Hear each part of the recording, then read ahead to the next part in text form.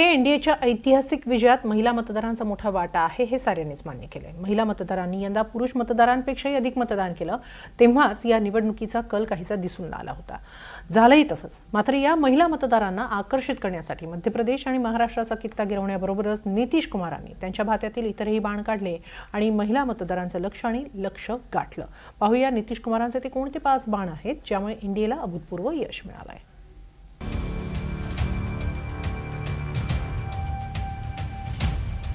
मध्य प्रदेशची लाडली बहना, महाराष्ट्राची लाडकी बहीण बिहारच्याही मदतीला धावली। नितीश कुमारांच्या नेतृत्वात एनडीएनं थेट निवडणूक कलांमध्ये 200चा आकडा गाठला आणि चर्चा सुरू झाली ती एनडीएच्या यशातील भागीदार असणाऱ्या महिला मतदारांची।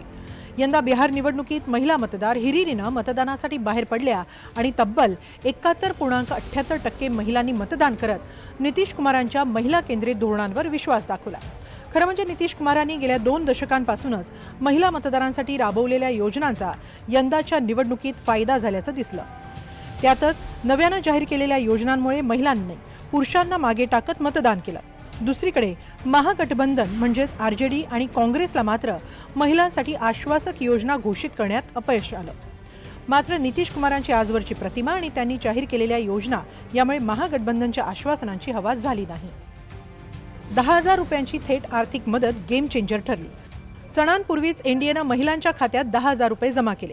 याचा 25 लाख महिलांना थेट फायदा झाला, तर 2 कोटी मतदारांना अप्रत्यक्ष फायदा होणार आहे। तात्काळ आर्थिक मदत मिळाल्यानं महिला मतदारांचा सरकारवरचा विश्वास वाढला। लखपती दीदी कार्यक्रमामुळे स्वयंरोजगार, बाजारात प्रतिनिधित्व, प्रशिक्षण, कर्ज सुविधा यामुळे महिलांमध्ये आत्मविश्वास निर्माण झाला। ग्रामीण भागात या योजनेला चांगला प्रतिसाद मिळाला। सरकारप्रती एक प्रामाणिक मतदार वर्ग निर्माण झाला। नितीश कुमार यांची महिला सशक्तीकरण करणारा नेता अशी एक इमेज तयार झाली आहे। मुख्यमंत्री बालिका सायकल योजना, पंचायत आणि स्थानिक स्वराज्य संस्थांमध्ये 50% आरक्षण, पोलीस भरतीत 35% कोटा यामुळे महिलांचं सामाजिक आणि राजकीय स्थान तसंच मत मजबूत झालं। ग्रामीण महिलांसाठी जीविका मॉडेल। बिहारमधील जीविका मॉडेल ही ग्रामीण भागातील महिलांना सक्षम करण्यासाठी एक सामुदायिक आधारित योजना आहे। महिलांना स्वयंसहायता गट तयार करण्यासाठी बचत, कर्ज आणि इतर मदत उपलब्ध करून देण्यात येते। जीविका मॉडेलमध्ये हे गट उत्पादन गट तयार करतात, व्यावसायिक योजना आणि विपणन यासारख्या गोष्टींमध्ये मदत मिळवतात। त्यामुळे आत्मनिर्भर झालेल्या महिलांना नितीश कुमारांच्या योजना अधिक जवळच्या वाटल्या।